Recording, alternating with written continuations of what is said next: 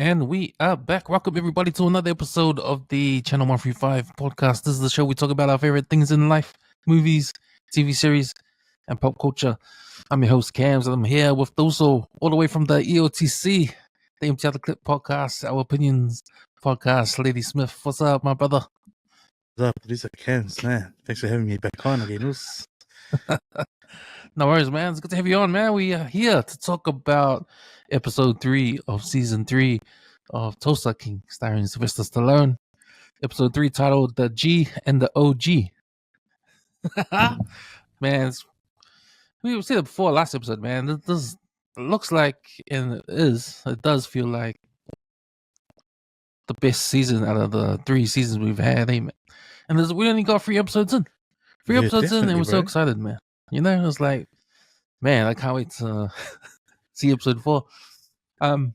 Yeah, man, we are going to talk about that episode. But firstly, man, just a little bit of housekeeping. You can follow the Channel 135 podcast on Spotify, and we are on socials. You can follow us on Channel 135 on Facebook. We've got a group page called the WesWes Movies and TV. You can go in there on Facebook. Also, the WesWes Movies and TV Instagram and WesWes Movies and TV TikTok. You can follow us on that too. We are part of the WesWes Network. You can go to our website, www.weswesnet.com. There you can find the links to all our podcasts on our network and articles as well. Sweetles, man, how's your week been, man? And you know what? I haven't met anyone else that is a big fan of Shaun Street. And besides you, man, and every time you brought it up, man, you're so excited talking about Shaun Street. It got me thinking, like, I remember when you told me about it like ages ago, and I went to have a look at it. The thing I noticed about Shaun Street, it's different, man. It's filmed different. It's more cinematic. Yeah, man. The color tones are washed into, it gives you that different feel, like you're watching something in America. Yeah, bro. That's what I mean. It's like, so you watch it. It's like upgraded from. You're not in Guatemala now, Dr. Ropa. Yeah, that's right. Gone to those days, bro. Yeah. Gone to those 80s or the 90s ones. But no, man. Yeah, it's more cinematic now. It's directed well. It's upgraded. And the lighting as well, The lighting, the camera shots it's all modernized, which is pretty good, man. So, yeah, man. Unfortunately, I haven't been jamming with Shaun Street like you have, bro. But, man, what's been going on? Are they still doing 5 days a week? Nah, because all the funding that's been cut was the national government. So yeah, obviously South Seas Pacific, it's always been okay. They obviously had to either let go of staff or cut back the days they record. So they're pretty much only getting like 60 hours or 60 minutes for the week, man. So that's just over 3 episodes for the week. But man, because the storylines are so good, it's literally cliffhanger every week, man. So when you watch the last episode on Wednesday, then you're like, shit, you gotta wait till next week. So what I try and do is try to bulk it all up, get at least 3 hours worth to watch it, and then so you can binge watch it. But yeah, man, they need to get back to 5 days, man, because there's too much good storylines in, like loose ends every time you get to the Wednesday. Which is you still get the half an hour episodes. Yeah, but I mean, minus the breaks, you're only getting like maybe 24 minutes. Which is you know. Because we watch it on demand now, we used to just record it on the My Sky, but it's like it's better watching on demand now because the ads that pop up break up the attention. But yeah, there's probably like maybe 5 different storylines going at the moment. But yeah, some real good stuff, man. Like I don't know if you remember Esther, because Esther, she owns shares now. She took over TK. TK was the Maoli doctor who actually, his dad owned the land that Shaun Street was built on. And eventually, when it got given back to him, he became the major shareholder. But then he got ma'i sole and he became a paraplegic, can't walk anymore. They told him go become a GP back in up north or something, where someone can help you. And he's got an ex-girlfriend, man. He went back to his ex-girlfriend and they got back together. But then he donated his shares to Esther. And Esther's sort of been like the running CFO / head surgeon of all the doctors. And Chris is a partner as well, but he just doesn't have the major shares. But at the moment, her husband, she was like in a love triangle with a couple of guys. and the one that she actually fell in love with fucking died, but he was a donor, and she had a conditional for fuckle, so they took Curtis's heart and put it in Esther, but it was one of those illegal things to do, but it was the only way to keep her alive. Silent, man. That's drama right there, man. Bro, that's drama, bro. See, at the moment, there's an interim CEO. He's come over to take over because obviously with the shares and the way the hospital's been running, it's been running at a loss. So they got this interim guy to come from the DHB. He came and saw what needs to be done. He cut pediatrics, reshuffled everything. But then he started to fall in love with Esther, man. And Esther's like, nah, because she's already married, Sully. And then Sully, there's always been Esther's husband and one of the PAs. She's been like an operations manager. Sully, man, well, Esther, Sully just fell away, took the bait, ended up sleeping with him. Now her fuck was about to go, and she's gone, man. Doesn't know whose baby it is, Sully. But yeah, it's crazy, man, the turn of events. But yeah, that's a good watch. I've sort of put it on the back burner for a bit because I want to build up all the episodes so I can watch it. But my wife's been hounding me. Hey, you need to watch it, man. It's getting gonna be, get you when you watch it. So what days is it on? Monday, Wednesday, and Friday? Tuesday, Wednesday. Oh, Monday, Tuesday. Oh, okay. Yeah. So no Thursday and Friday. Nah, so, I was like, so if you watch me, you get mad. It's like, oh, it's not until like another 5 more days, man. Shit. Oh yeah, it's good, bro. It's good. It's a good watch, man. Yeah, I wonder if I'll give it a try. I wonder. Now, man, that's a good breakdown and rundown of what's going on in Shorter Street. Like, man, it's one of New Zealand's all-time. I must have the record for the all-time TV series on New Zealand, to be on TV like all these years. I'd say it'd be like the Coronation Street of what it is in the UK to New Zealand, or the Home and Away of what it was to Australia TV. Yeah, that's right.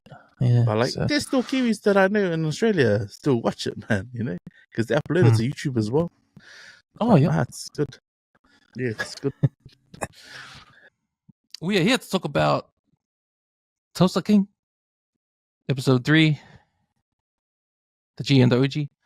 So I'm going to do the spoiler alert and the recap. So if you haven't seen it, I suggest you stop this podcast right now, go and watch it, and then come back and listen to us break it down. I'm about to do the Channel 135 recap. Spoiler alert! Spoiler alert! Spoiler alert! Spoiler alert! Right, Tulsa King, episode 3, season 3, the G and the OG, directed by Kevin Dowling, written by Jamil Salim. Musso calls Dwight and orders him to go to an address for a pickup. It turns out to be a driverless car, which takes an angered Dwight to meet Musso elsewhere. The plan is to use Dwight for a sting to entrap a suspected terrorist in Texas, Dexter Deacon. They are stopped for speeding by a local cop, where Dwight talks him out of the ticket after Musso's FBI badge fails to impress. Dwight meets Dexter at Dexter's shop, where he reveals his own identity and states an intention to engage in business at a later date. Clara, Armand's wife, confronts Joanne and Bigfoot at the distillery, saying that Armand is missing, to which Joanne denies the knowledge. Cleo and Mitch take a road trip where Cleo unexpectedly detours into Dunmire's house and vandalizes the lawn by driving over it. They are intercepted by Dunmire's men but manage to leave unharmed. Bodie, Tyson, and Grace decide to stake out Cole at his gym and follow him when he leaves, ending up at the bingo hall where Cole is running a cricket game. Dennis joins him and they spot the mark, share the table, and win the next round, which leads to a brief confrontation with Cole, who initially refuses to pay but then realizes he cannot. They later visit a strip bar where they spend their winnings. Tyson is alone in a private room with one of the girls when Cole appears with a gun. They are both kidnapped, where Cole reveals that he wants to know where the 50-year-old bourbon is. Tyson initially refuses and is beaten, but then reveals the location where they threaten to shoot the girl. And that was your Channel 135 recap. Sorry, man. Like we were saying, man, this season looks like to be the best season so far in Tulsa King. And like we said, man, we're in up to episode 3, and a lot's been happening, and yeah, man, it's been intense already. But your first thoughts on this episode, bro? I was worked up. I was pretty pissed off. I know it's just a TV show, but I was sleeker, bro. I don't know who to start with. I'm gonna start with Mitch's gang or be pissed off at Tyson. Man, because it just reminds me of like when you watch the Sopranos, man. Like when the boss tells you to lay low and don't draw attention, that literally means like fucking act like you don't exist. And then these two guys fucking do everything to draw attention to done my like fuck to the family. It's like what the fuck? I mean, it's bad enough that Mitch almost had his life threatened day when they came to his house and his old man and his gang were there. Like that's one thing. But then to go and try and draw attention by from the liquor store and stuff, or from the gas station, and then go to Dunmire's house and ruin his lawn. What are you doing? Like, that's sad, eh? Like, it started to like get me worked up. I wasn't mad, like, but when they went and did that to the lawn. But it was just when Tyson decided to, like, you know what, I'm not gonna sit here. I'm gonna go find out who we're going up against. Like, that's how dumb he is. You know what I mean? Right. I don't know, bro. Yeah, but after watching that, I had to watch it. You know, pause it, man. That's how mad I was getting. Pause it, and play it again. Pause it, play it again. And then when Tyson got his ass kicked, I was happy, but I was still angry, you know. Because I didn't realize that was gonna happen, bro. When all the liquor was gone, like, fuck. One job, man. One job. Just lay low. What about you? Yeah, it wasn't you very. Kind of been smiling like that. It was... Well, you know, you watched it before me because it came out and you watched it. I was at work, and you said you watched it, and I was like, okay, I'll watch it when I get home. And when I got home, I had some emotion. I was emotional in this series because, like you, man, I was pissed off, man, at Tyson and Clear, man, for what they did. You described perfectly what they did in the show. And to me, like, especially Tyson, like, as soon as he went over Dwight and did the opposite. Like, Dwight told them before he left to go see Musso, he was, you guys just stay. We gotta know what the enemy is like. I think he said that expecting them to just know that information, but to stay put and continue what they're doing. But man, that was enough for Tyson to realize for himself. Wait, Dwight wants to know the enemy. Well, I don't want to waste time. I want to go and find out what the enemy is, right? So he took it upon himself. But, you know, he did it in a way where he was upfront. He went to he followed Cole all the way to the bingo. And then he started, like, trying to get into that too. And it's fucking Tesla. What a dumb fucking car, man. It's Tesla too. Way to fit in, man. What the fucking idiot. Like little kids, Like little kids, man. But yeah, man, I was like, yeah, I got my emotions up, man, for those two characters, man. It pissed me off, man. Like, but you know, but it had to happen. It had to happen. There had to be an episode. But I didn't expect this on this level, because this is the level of stupidity I did not expect. Right. So you're gonna be beat down to come back up, right? Yeah. So this is Dwight's crew getting beat down, or at least, well, at least one of them, and Cleo as well, right? So I actually thought Tyson was gonna die. Yeah. Like, if they killed Tyson in that moment when they're beating him up. Yeah. At the end there, this was I thought he was. Farewell. I actually thought he was gonna die, man. And I was thinking, damn, if they kill Tyson in this moment, this show goes up and down like real quick, Well, I thought the Mitch being attacked because he didn't tell anyone, eh? I don't think he did, eh? When you got attacked the last episode. Yeah. Like, was it known to the team that they came to his house? Because all we saw was how Cole went back to his dad and told him, "Fuck, I fucking failed," and then fucking his dad got their eye and burnt him. Like, in my mind, I was thinking, "Fuck, did he?" Like, because this is the second attempt on his crew, so you'd think that Mitch would have told Dwight, like, "Hey, fucking." And that I reckon if Mitch didn't tell because he beat them up, he got attacked, true. But he fought back and beat them up. So it was like. Maybe like nothing of it. Like, thought nothing of it. Yeah. But then that was cool when Mitch told Cleo off in the car. I like that scene. Told her straight up. Yeah. Like, man. Like, absolutely, man. Because like, yeah, even when she started like standing by the liquor, like, it's like, hey, put this down your pants. Like, what the fuck? In his mind, like, he shouldn't have fucking done it. Like, bro, if he got caught on camera, bro, the feds are gonna come, the police gonna come, bro, take him away. That's him fucking breaching his bail, man. Fuck. Literally, like, lay low means like lay low. Yeah. Good on me. Like, cause I think any couples that get into it and like, you're trying to show pony or trying to be a certain way, like, that is a polite way to do it, Especially because he's the one, he's drawn them into this whole mess. Hey, you think about it. Mitch was the one who says, fuck, don't worry, I got you, fucking, I'll tell Dwight. Dwight's fucking, he's got power, man. He'll sort this shit. And so, in the end, it was Dwight and, his dad that made the deal.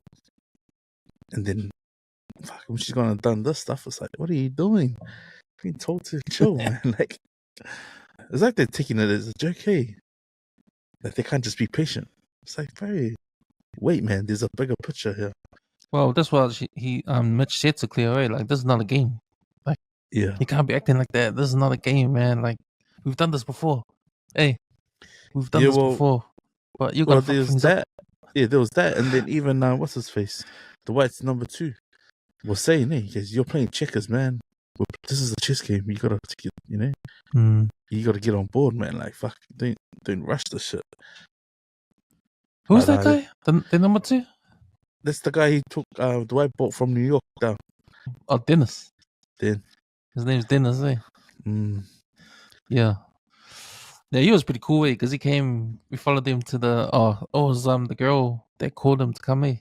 Yeah. To the bingo house, and then he thought something was gonna go down. Well, he knew exactly what it was, eh? Oh, I think this is a scam. This is a scam. This is what they're doing. He knew. He already knew, eh? Yeah, but I mean, see, that was cool too. And then the team like actually realizing like, yeah, this is, man. Look what they're doing. It's like they've obviously got all the winners sitting on different sides of the building, and no one's gonna question it, And then when it was time to pay up, it's like, oh man, you're gonna do this in front of all your customers. Pretty ballsy. Well, after this, I hope Tyson learned his lesson, man. Man, I wonder how he feels, man. Because if I was Dwight, you either show him that there's a lesson you have learned, or this is what happens if you don't obey the rules, or don't listen. But man, I don't know if Dwight thinks it's only money, and all that kind of stuff. But now he's got to get it back. But it was cool at the end scene when he said that Don Maya has to die. So now must be all on war next episode, huh? Yeah. Well, he asked him, how you doing? He goes, I'm alive. And he goes, well, Don Maya won't be. Man, I just feel, I wish it could have been maybe a little bit more subtle. You know what I mean? Because the only good thing about having the ugly Tesla is the fact that the boot was bulletproof. But I think what this showed, that's right.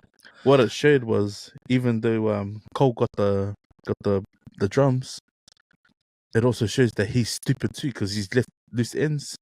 Like, see, real mob men, fucking, there's no loose ends. If you're even in the perimeter of what happened, fuck, they whack you, like, you're gone. Yeah. But he literally tried to go break into Mitch's, fucking walked away. 2 of his men got hurt, and then his dad doubted him. Whereas he done this, the guys with the gun said, what do you want us to do? And they go, fuck.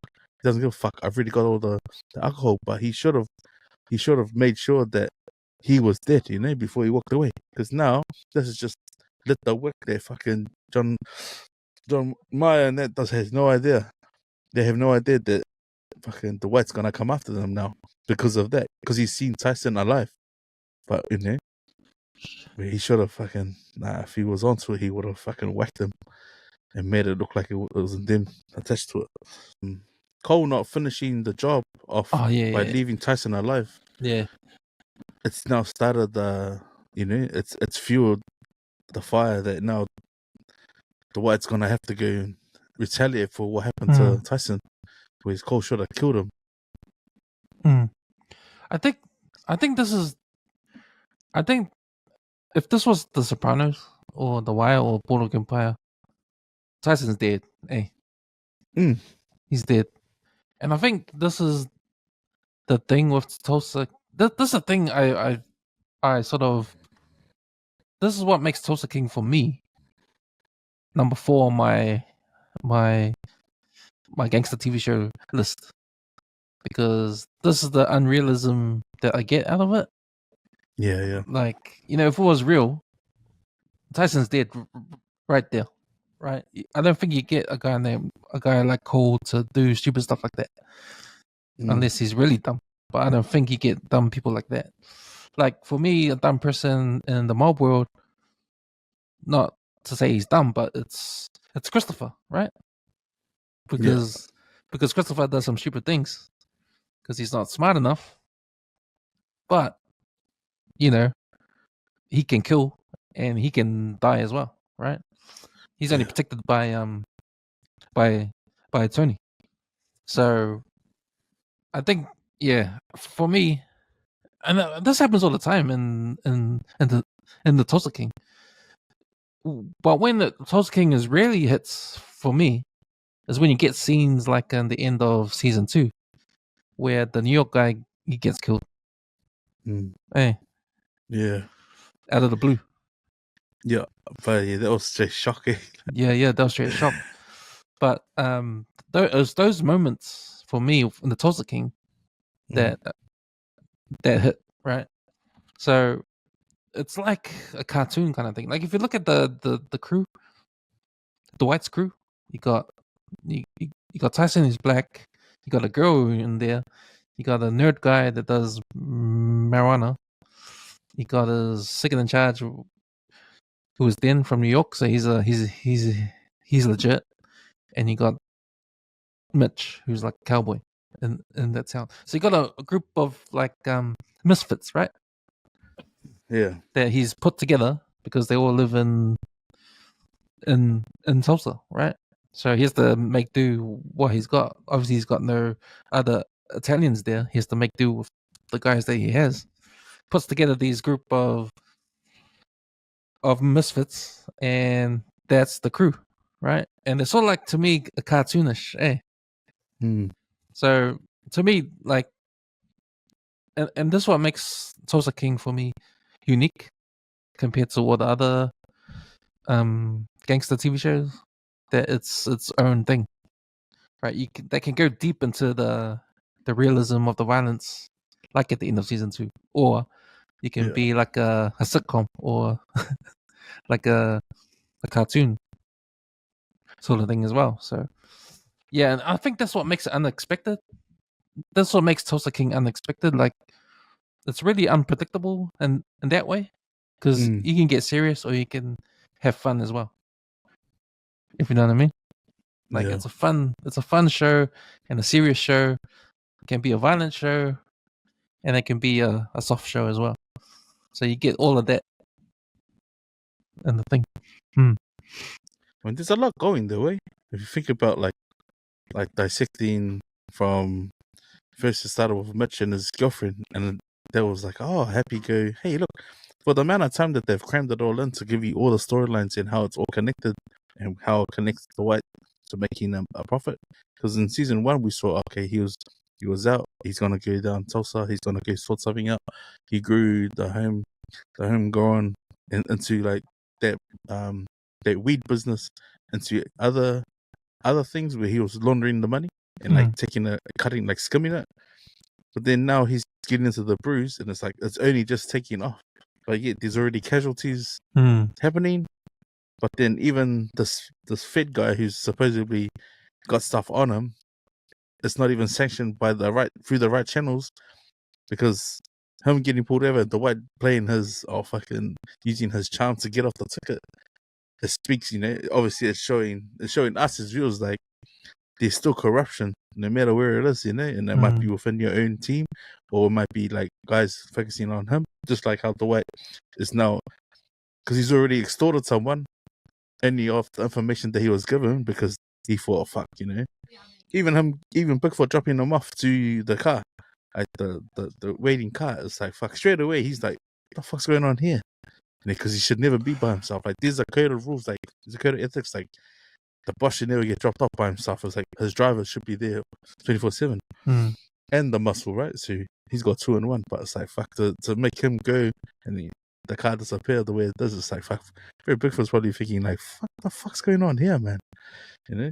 But it's just cool, like, in the short time that we watch it, it's like, man, there's so much going on, yet Dwight keeps his cool, you know what I mean? Yeah. But it does show that he's not on top of everything, because just like most things, man, you can't trust people 24/7, man. You know, it's like, fuck, he told his team to lay low, and look what happened, man. Already, like, 3 incidents, and he's fucking, what the fuck's going on? Like, if he had known that he went to the bingo and got onto with Colnet, he would have probably got mad. He's like, bro, we've exposed ourselves, man. Keep low, like me, like, because I reckon if there was a record 10 and the feds had come in and seen his whole crew, that's both crews gone, you know? Yeah. Then there's no one, literally, it's just Dunmire and Dwight going at it by themselves. Yeah, it's sort of like anticlimax is the ending of the second episode, because this shit just happened, and then Dwight's doing something totally outside of what what we think is gonna be him unpacking this distillery and getting his stuff on the shelf. There's an element of Tyson probably being, we said that he's a boss guy for doing what he did, but as well as that, like, I thought there was an element of him thinking himself, or at least his crew, is untouchable now. They've been through season one. They've been through season one of their fight at the end of the bar, killed everyone in the bar, the bikie gang. In season 2, they killed everyone there, the Chinese, the Asians. Yeah. And so, season 3 comes along. Of course, Tyson's gonna feel like his crew is the one. Like, they've been through all the shit. They've overcome everything. He's got a sense of like, we're untouchable now. So he's going in like that, thinking that he's doing a favor for his boss, saying, "Oh, Dwight said we got to know what the enemy is doing, so I'm not gonna waste time doing the whiskey. I'm gonna go and check out the enemy." Yeah. Wrong move, because then after that you're gonna feel like you're untouchable again and do this and do that. Because the moment they follow Cole to that warehouse and he goes, "I'm going in." I go, "What? You going in?" Yeah. We don't know what's in there. Like, might be the whole gang, and they did not expect to be a bingo game there, right? And that was bots. When you said that going in, I was going, "Fuck, this guy." It was like getting worse and worse and worse. And then after the whole thing on the bingo, they go to the strip club, and then he's like, Mika with his with his winnings, goes off the girl, back's turned, and he gets caught. So yeah, just amateur moves all the way around. Amateur moves. Hard up, man. Hard up. That's why I was getting angry, Solly, man. It was first the bingo when he goes, "I'm going in." I was like, "What the fuck, man?" But that's why when Dennis showed up, I was happy. I was like relieved. I was like, "Fuck, finally, man! Talk some sense to these dudes." And then when he told them, "Hey, you better clear out," and he's, "Nah, man, I'm going to celebrate." So for them to go to the strip club like that, I'm like, "Fuck, what a bunch of idiots, man!" They learn me fucking act like nothing existed. But I mean, if he was worried, that's what's buzzy. It's like, you got a brand new car. It's like one of the newest Teslas you can get. He's saying you didn't have a Google on their phone to look up who the Dixie Mafia is. What a fucking egg, man. Dumb, man. There was also that part when it was Dennis at the strip club reminding Tyson, "Oh, did you remember to put some money aside?" Yeah. For the kick up. To kick up in the envelope. Yeah. He's, "Man, that's the first thing I did, man." What a guy over there. If he had a fucking some brains on him, he would have gone, "I'm gonna drop the rest of this off to my parents." And Nick, man, like, what happened? As soon as he slipped there, got slipping, opened his eyes. Yeah, see? Wow. Yeah. Like, at that moment, when he went out back for that dance, I knew, fucking, yeah, bro, they got him, eh? They got him, bro, fucking. Somebody's got him. I thought that girl was actually in on it. Yeah. And she was, but nah. Well, she might be. She might be still in on it. Nah, I doubt it, dude. Because look what happened. Nah, because it made him rat out where the alcohol was. Yeah, but they probably used her. Yeah. To do that. Oh, okay, yeah. That's what I was saying. Like, But what a he just made it like what in 2 minutes, man. Man, what a muppet, bro. I want to go back to Agent Musso. So we see that after the car thing, and that's a funny scene how he said he swore in the car and the radio fuller was like a Nas song. It plays Nas. Anyway, that road trip he have with Musso to Texas. So it was a 3-hour drive. A perfect moment for them to talk and bond. So it's funny that he has on the cell phone his name is the kid. He puts the kid, but they actually bonded in the car. They were talking about his work and FBI work and trying to get some insight. And then they kind of talked about their personal lives and stuff like that. I tried to. Then you like you said, the cop shows up, and Dwight, he sort of smooth talks his way out of a ticket. Bribes not bribe, but offer the cop some courtside tickets to the OKC game, OKC Thunder game. And then hops in the car and then they go. It was interesting that conversation in the car, and you're right. Like Dwight finds out that this mission isn't sanctioned. It looks like a personal thing, eh? It's off the books on the FBI. So what does that say? Does that say that Musso is all shit about using the reasons why he's using Sly to do what he wants to do? Do you think all that stuff is all shit? Because that's what I think Dwight is trying to get at, eh? Dwight's saying, "Oh, so how come you not got the task force on this? Even got no backing. This, which means I'm free. Like you got no backing for me. Like I'm off the books too. The FBI as a whole don't know about me. What you're doing. So that might be his way out. Because I've seen that on Poker Face. I've seen exactly the same storyline used on Poker Face when I watched it. It was the same. It was like the feds had an undercover inside. That informant gets killed, but then they have to stage what happens. In order for the informant and the target to be relocated, but it happens. But it's almost like they're propelling the murder to save face for the FBI, but the informant wasn't known to the rest of the team. You know how because they keep it tight lip because no one needs to know, and but the informants the informant that actually ends up getting found out, it's actually the husband. So they went after the informant's husband, but then they give it to him saying, if you don't communicate, we're gonna whack him. So when I seen that, the way they were driving out there, and then the way I started asking those questions, you knew straight away it's fuck, it's personal. So it must be something related to Musso's family. It has to be tied to him, because if there's an informant and it's probably that guy in the watch shop, he must have done a deal where it's shit, or where they've used it on the Fed himself by trying to either withhold information or not being clear enough in the negotiation that happened. Because if he's gone out of his way to find someone like Dwight, who's obviously got a name, because obviously this is the first thing Dwight says to the guy, he says, look me up if you think I'm playing, But for him to use someone like Dwight, it's oh yeah, that's a good move on his part. But yeah, he literally has nothing. Yeah. But in order for him to get his revenge or his justice, it's probably because it's something that happened to him where he might say it's his informant, but it was probably most likely someone on his task force that lost their life for him to come out, because the FBI, once they lose someone and it's part of your task force, no matter how long the job's be going, they just got to carry on, man. Yeah. And so no justice can be served until the case is closed, sort of thing, So I reckon that's where that storyline must be going.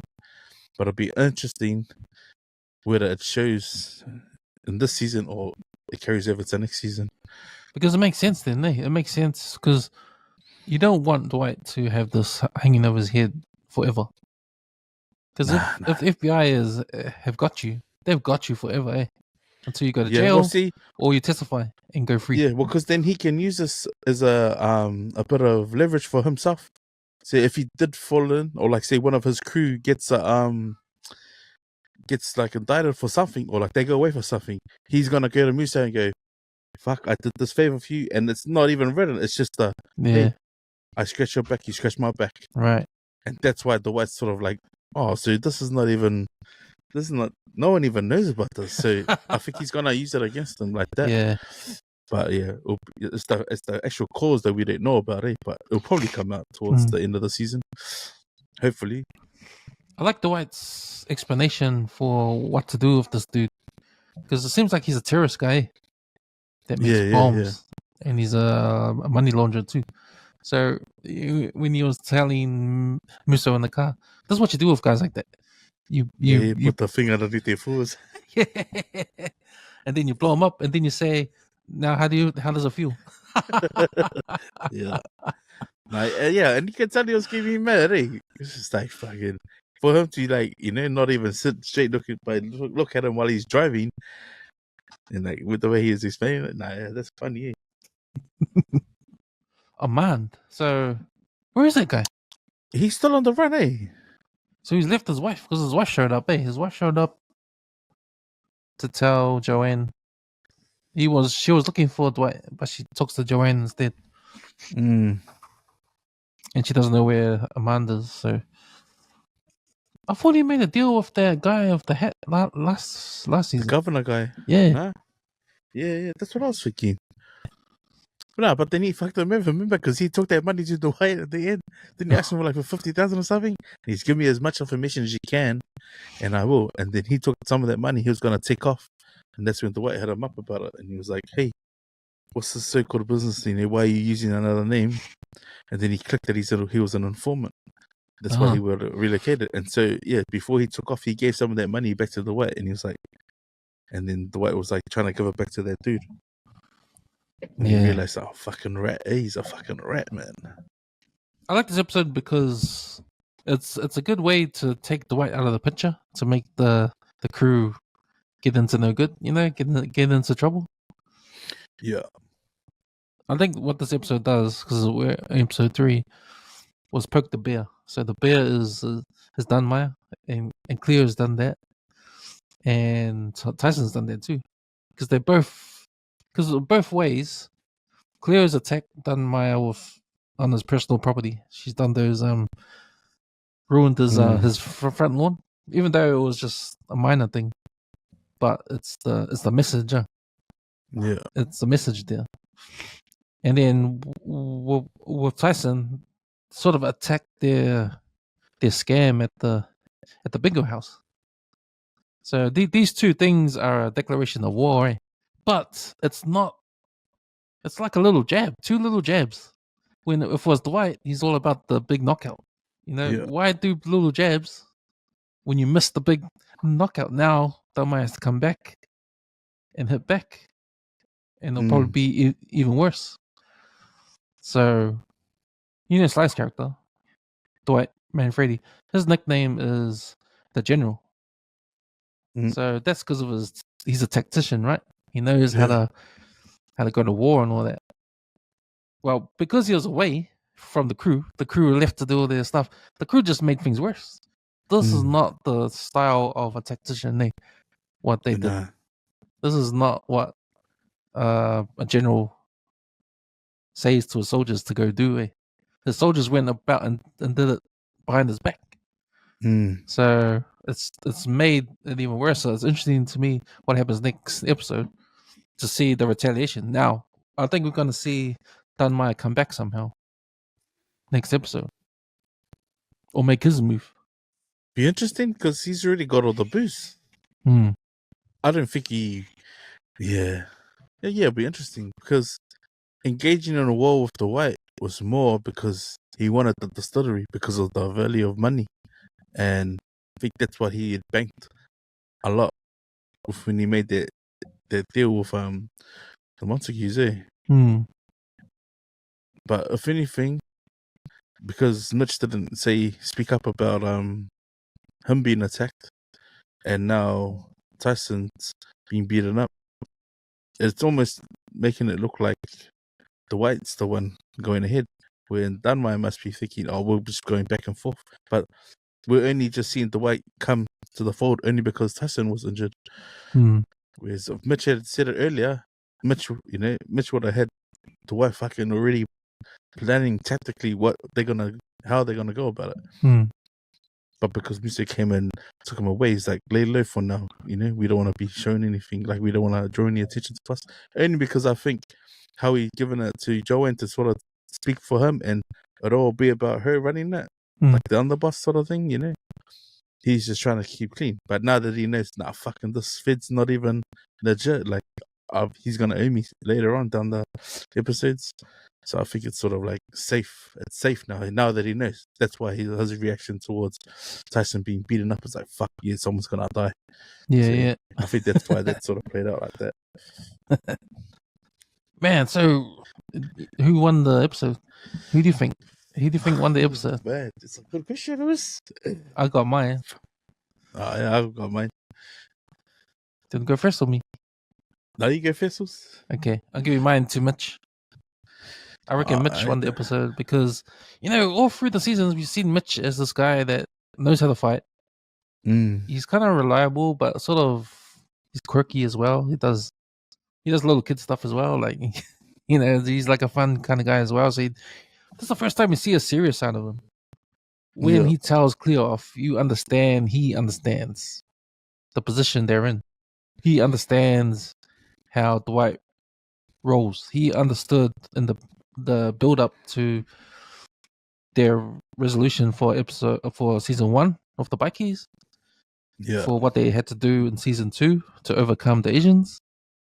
And I think you don't really realize how affected he is from all of that. You don't know where he stands. Like, he's sort of like, he's older, he's wise, but you never knew how wise he was, right? Is he on the same level as Dennis? Probably not. We didn't know that. Is he on the same level as Tyson? No. He's higher than that. He's smarter than that. But I think this episode just showed us how smart he really is. Like, what he said to Cleo is 100% how you should go about the business, what they're trying to do. Like, he's 100%, he's nailed it 100%. Where Dwight is coming from, what they need to do. And I don't know if he's saying from experience of the last 3 seasons, or he's just knows how to do things, right? So, yeah, I've got more respect for him now after this episode. And, yeah. And just the way he told her off at that scene, that was a good scene for him as a character. Yeah. It gave him some more props. So I'll give you the winner of this episode is Mitch. Yeah, cool, man. I could pick Cole's fuck ups through that whole episode, but I it would be Cole for me. Cole's won the game for me because he's pretty much what's the word, he's made up for his fuck up. If the goal was to get the barrels, he's done it. Whether he could have been sharper to spot the Tesla following him, he should have been. Whether he was wise enough to finish Tyson when they had the chance, he should have done it. How many fuck ups can you, like? It's like he's got to do 5 fuck ups just to do one good thing. But is his dad gonna get angry at him again? Because I bet you, if they were real mobsters, they would have finished it all. You know what I mean? They would have fucking made sure that there's no tracks, no nothing to come back at them. Like, since Dwight was out of town, so now that Dwight's come back, he can see Tyson's BVs. It's like, now there's gonna be a war. But like, could have he prevented the war? Yeah, he could have, because he couldn't prove that they burnt his dad inside the house. it was just an assumption. But Mm. as Dwight was saying, it's like fucking man, he's used it as a threat, but he must be fucking sick in the head, right? But yeah, you know, he's obviously Cole's just done one good thing. That's what I'm like, good on you, man. Yeah, Gumby can't, but fuck, he done enough to just it's just a sort of like, you know, make up for all the shit that he's done. Mm. Like he hasn't managed to do. But yeah, that yeah, Cole one day would say for me. Nice. Yeah. He was. Yeah, he is a good choice as well. Yeah, he had to redeem himself from last episode. Oh, bro. That's the word redeem. Like, come on, man. Like, yeah. But I mean, the bingo is a pretty smart thing, man. Look how many retired people there were in there, man. Imagine there was like $100 a card. So that's fucking. There's like a housey here, man. You know, but to not cash out. Oh, surely. What the hell? Scam my housey? Can we scam my housey? Oh yeah, because you need to see the board. They were like just making up their numbers.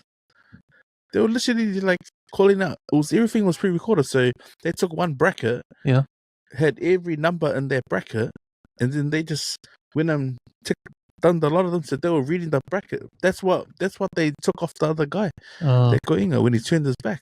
So they pretty much already got the same numbers. They're gonna read all those numbers out, and then that's the bingo. But it's like, that's smart, man. Fuck. It's with different yellow, you know, different card, because every time you flip the card, it's a different color, and so they just do it for the next person. But they're all in on it, so it's like, and they take off the entry fee.